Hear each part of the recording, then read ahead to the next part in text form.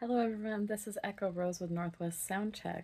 So, you're about to see my first interview for the channel. It's the owner of Axe Kickers in Seattle. His name is Keith. It was a very pleasant interview. I'm so happy I was able to do it. Keith, your answers were wonderful. To answer your question, yes, you are now part of the local music scene and welcome in. Um, I can't wait for you guys to see what kind of answers he had for me. And just so you guys know, his establishment is wonderful when he has live music. It's $20 to get in, and it's unlimited axe throwing. He actually discussed that in the interview. So I can't wait till you see, and stay tuned, and it's about to play right now. Okay, welcome everybody. This is Echo Rose with Northwest Soundcheck. This is my first interview for this site. This is the owner of Axe Kickers in Seattle. If you'd like to introduce yourself, go ahead. I'm Keith, and I own Axe Kickers, the place where you could rock out and throw axes in Seattle. So, when did you first get this establishment? So I took over, it was an existing business. I took over in 2022, in March 2022. So almost 4 years, geez. Wow. And I'll never forget, like, when I first walked in, I remember like looking to like where the stage is now and saying to myself, like, this would be such a badass place to have music. And we were so busy with like axe throwing and stuff at the time. And I was like, I never did it. I didn't do it. And I wish I started it sooner, but it's been pretty cool. So yeah, we've been doing music since September now. Wow. Okay. So, for anyone who hasn't been there yet, how would you describe your establishment and how did you get the idea of mixing the live music and the axe throwing? Yeah. I mean, like I said, like when I first walked in there, I, I was like, this would be, I'm a music lover and I love Seattle music. And, I just, when I walked in there, I wasn't around for old school Seattle music, Mhm. but I was like, this is kind of what I feel like old school Seattle music should be. And I wanted to do music there. And I just, I don't know. I just thought it would be a really cool thing to try to get people into the building and to just be, part of the community some more. And I just, a way to contribute to the music scene, it's been awesome. It's been so fucking cool. That's Yeah. That's great. I love it. I love the fact that you intertwine two different things that you enjoy. Yeah. Yeah. Okay, so what part of owning this business has surprised you the most? Oh man. Are we You talking can be about owning? honest. How much I wish I had a regular job, even when I hate my regular job. Um, gosh, that you're like coming with like the hard questions right off the bat. I come Um, guns loaded. I don't know. I feel like I've surprised myself, Okay. like the challenges in the business. Like I don't know. I've been able to do things from like just like when we were just axe throwing, like to just get people in there, and then we would start throwing events, and I started like throwing these like big axe throwing, these like big like nationwide tournaments and stuff, and be like, holy shit, dude! I just dragged like 75 people from all over North America to this little store in the ghetto, and then to like now to like cultivate like a music scene and like I said, to have like I've had people come up to me that are like old heads, like old music heads, and be like, "This is the Seattle I remember, man." And I was like, "I just touched my heart, dude," because that was the idea. So That's yeah, beautiful. yeah. So what does a successful night look like for you? Um, I mean, obviously a night with people in there. Um, but I mean, so we've been doing shows every single Friday and Saturday nights in September. I think we took off. I think we had one night in September when we first started booking bands, or one weekend in September where we didn't do music, and then I think we had 2 weeks in December around the holidays when we didn't do music. So we've done a lot of shows, and we haven't had very many flops. We had a couple like in the beginning, which was good, I think. Um, It gets you prepared, yeah. yeah, exactly. Like I don't know, most of them are pretty good. It's a lot of work, Hmm. um, but a successful night is just like one where people come up to me and they tell me how much they love it, and just to see people have a good time. I mean, I sacrifice a lot. Like I'm a dad. I have two kids. I sacrifice a lot to keep this place going, and just to hear that, like people are like, "Oh my god, I love this place, and I love what you're doing here," and it almost makes it worth it. you know? Yeah. I like your answers so far. They're pretty good. They're honest. I like that. Yeah, I don't hide much. So how do you want people to feel when they leave after a night at your venue? That's an awesome question. I tell everybody, and I'm like, I tell everybody this. I tell artists this when they come in, and I tell customers, and I really want everybody to feel this like homey kind of feel, like they're hanging out in their best friend's garage, rocking the fuck out, drinking beers, and having a good time. And if you feel that way, and I think like 90% of the people that come in there feel that way, especially on music night, then my mission has been completed. That's the whole idea. That's awesome. I seriously, I'm loving your answers. These are great. Okay, so what are your hopes for your venue within 5 years? Oh my god, 5 years. I come with the Just tough to questions. 5 years. Oh man, you know what? I feel like other small business owners will deal with this. Let's deal with like 5 weeks in this economy and the way things are. But I mean, I don't know. It's hard for me to think that far ahead. But like, would I like to maybe? People ask me like bands will come up to me and they'll be like, "How the crowd's been?" And I feel like anybody in the music scene will know like it depends on who's playing, right? It depends on Like fan base and it if we're depends on being your fan base. promoted. And it depends on like the band members could bring people out, and like, and I advertise and stuff, and I would really like this place like sooner than 5 years from now to get the reputation where it's like, oh man, it's Friday or it's Saturday. Let's go to Axe Kickers because they're gonna have a band and we could go throw axes for $20. Like that is the ultimate goal. Like to be known as like let's just go do this thing because they do this thing every so often, or every twice a week. So All right. that is the goal, whether it be 5 years or 5 days or 5 months from now. So I, I love it. Again, love the honesty. Um, so, what would you like to share for any other bands who may want to perform at your venue?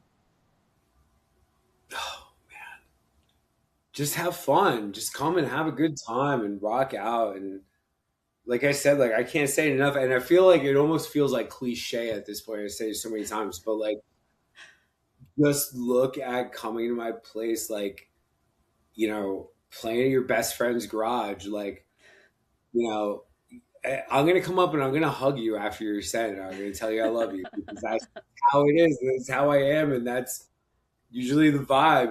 And yeah, that's that's the goal. We're all about vibes. Yeah.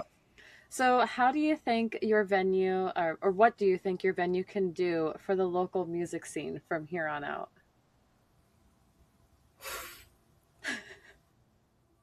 I had a feeling that you were going to ask me, and I've thought about this. I feel like every time I turn around, there's like, because I'm in two things now, right? Because I'm a music venue, I'm an axe throwing venue, right? So I feel like every time I turn around, there's an axe throwing venue closing. Yeah. Um, I Now that I'm in this scene, I guess if I'm in the scene, I don't know. Somebody will have to tell me if I'm fucking in the scene or not. But I feel like I feel like I see clubs closing down, and there's already not that many clubs. Yeah. You know what I mean? And then, like, I just want to be able to provide a space where a local musician could come in, and play. And I feel like I've started to build this with some bands. Like, I want my space to be a part of like a band's culture. Like I've had a couple bands come back and play multiple times, and like I want this place to be part of your story. You know Well, what I from mean? Like, somebody that's been in the local scene like area for about 20 years, let me tell you, you're definitely part of the scene. You just had the perfect answer for thank you. that. Yeah, like I want, like, I mean, I hate to say that I'm old, but I'm fucking old at this point. So like, and I'm from New Jersey, right? So like, I guess I could equate it to like a Stone Pony, or like even lower level than that, right? Like the Wonder Bar, Asbury Lanes. If anybody's from New Jersey and knows any of those places, um, that's part of bands' culture and where they came from, and a place they always look forward to playing, and that's what I want to be. I think in this scene, I guess. Okay, so I have a few other questions. This is mainly just about your establishment. I've asked you before personally, but this is for the viewers. Yeah. So food, that's going to be a major question. Does your establishment offer food? If not, is there anything nearby? Yes, there are things nearby. You can bring your own food. There's a food truck that's posted up in the parking lot. But like, I've used the word your friend's garage, right? We're very low frills. Like, we got bottles and cans of beer, and maybe I'll throw a bag of chips at you. But you Love it. know, order some DoorDash and make yourself at home, like, or bring some food, and like people will be like, they'll have like, can we? Is it okay if we bring food in here? Fuck yeah, dude! Bring your shit. Come and have fun. My Yeah. other question is, do you have any specials that you usually do throughout the week or weekends? No, I feel like the music nights is special. you know, I mean, like it's a $20 cover, and you get unlimited axe throwing, and I mean, I think it's a pretty good deal. I mean, That is like a very usually, good deal.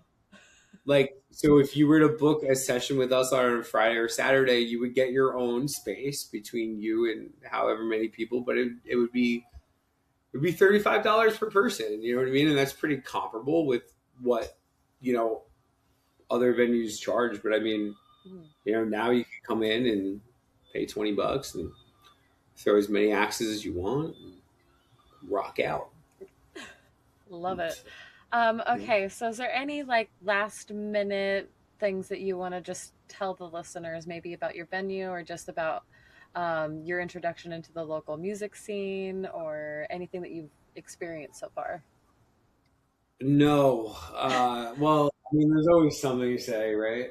No, I mean, like I've only been in this thing for a couple months, but I've met some awesome people, and people that have like really gotten behind what I'm trying to do, and I think it's so fucking cool. So I guess I'll name drop a little bit here and there. Like when we first started doing this, I had we first started doing this. I'll never forget. Like I put something up on Facebook, and I was like, I didn't have a stage. I didn't have a PA. I had nothing. And I put something up on online, and I was like, "Hey, who wants to play at this axe throwing bar?" Right? And I would have bands come by and check it out, and they'd be like, "Where is everything?" I was like, "Listen, just tell me you're going to be here. We'll book a date. I promise everything will be set up." And then there was a local West Seattle musician, Eric Thomas, who came by that first week, and he was like, "Oh, I got you, dude. Like, I'm gonna help you out." And he helped me out with a mixer, and he helped me get my first PA set up, which I just blew last week. But he helped me out with that, and then like Noah, I think Noah came in that Noah from No Signs of Serenity came in like that first. I think he was like maybe the first or second musician that came in. Um, and he was like, I was like, "Do you want to play here? You think it would be good?" And he's like, "Dude, the last place we played was like a fucking closet." I was like, "Oh, okay, cool. So this would be great." And I just like, like Green River Thrillers, those guys are so cool. They're probably my favorite Seattle band, and they've played a couple times, and they got some more dates coming up. And the guy Creterra, I love those dudes. Just like just the people I've met, it's been really awesome. It's been really cool to just see people that I don't even know just totally get behind it. It's crazy. Well, then So for me to name drop, I do know that Saturday, January 24th, you had Noah with No Signs of Serenity there. They were all performing with Adverse Effect and Last Respite, I believe, right? yes, I actually know the Adverse Effect, and of course, I know Noah. yeah, Um, Noah's the reason why I now know you, yeah, yeah, which I am very happy to meet you. I'm very happy to get your venue heard and known about, because I think it's a really cool concept. Even if you've just been around for a few months, few years, it doesn't matter. Like I said, I've been around in the local music scene for the last 20 years. It was 2005 when I got introduced to the local scene. I was yeah. 14. Nice. That's great. So if anybody is curious about where I come from, I met a man named Dylan Bennett. Um, he was part of Unhaloed, and that's literally the catapult of where I'm at now. I'm so inspired by everything I've seen in this local scene, and like I said, anything from it is, I think, needing to be seen and heard. Um, Yeah, it's not just the bands, it's the families, it's the fans, it's the venue owners, it's the bartenders, it's everybody involved that creates something like this. And this has yes, grown so much over the last 20 years, and I can just see it growing even more. yeah. I have one more name drop I want to drop, and I would feel so bad if I didn't mention it. Tiffany with Divinity Productions has been, I cannot stress this enough, a fucking godsend for me. I feel like you know her probably through Noah or just from being around, right? Like I've probably met her. I, I, I was taking care of all of the bookings. So not only was I running normal axe throwing stuff, I was booking all these bands and I was dealing with all this shit.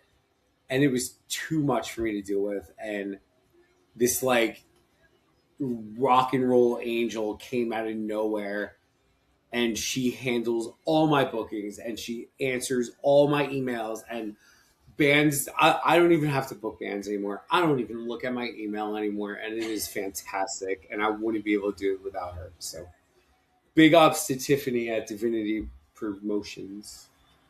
Well, and honestly, a shout out to yourself. I mean, congratulations on having now the axe throwing and a venue, and the fact that people are willing to go, and the fact that you do the $20 and unlimited axe throwing. That's a really cool deal. Yeah, it's fun. Yeah, It's been a pleasure meeting you. I'm so glad that I was awesome. able to do this with you. Yeah, I can't wait to see what this does for your business, and I can't wait to actually meet you in person. awesome. Yeah, well, you're gonna have to come out soon. We got some pretty cool shows coming up. I don't know. Let me just think of some ones that I'm looking for at the top of my head. I think it's like March. 28th, That's one of them. no signs of That's Green serenity. and my Green River Thriller boys. Yep. Yeah, and then I think March 3rd or 4th we have a rotor and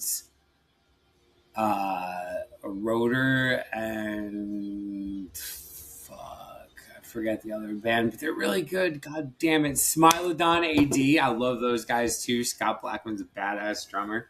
He's in a couple bands, so yeah. Yeah, very excited. We got some awesome shows coming up. I think we just got Hard Many Saints in July or June.